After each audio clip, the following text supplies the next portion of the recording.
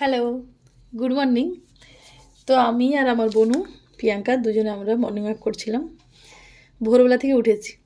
তো এই যে আমাদের এই যে বন্ধুগুলোকে দেখতে পাচ্ছ, এরাও আমাদের সাথে সাথেই মর্নিং ওয়াক করেছিল।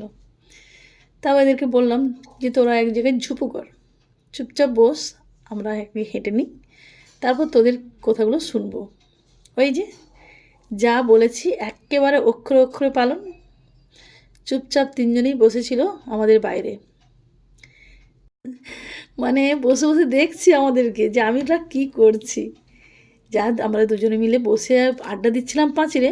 ওরে বাবা, আর বলতে আছি, এবার চলো ওদের আবদার মেটাও। আবার আমি বাড়িতে এলাম। প্রথমে মর্নিং ওয়াক করার আগে ওদেরকে রুটি দিয়েছিলাম, বাসে রুটি, তা তো খেয়ে নিয়েছে।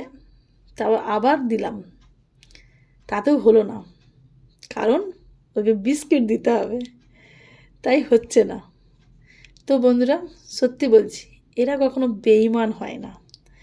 মানুষরা বেঈমান হয়, এরা কখনোই বেঈমান হয় না।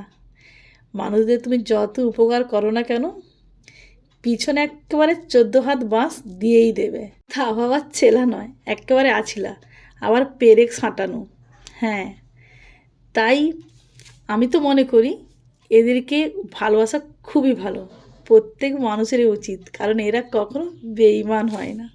শুধু খায় তা নয়, এরা যে আমাদেরকে দিয়ে যায়, এদের ঋণ আমরা কোনো দিন শোধ করতে পারবো না।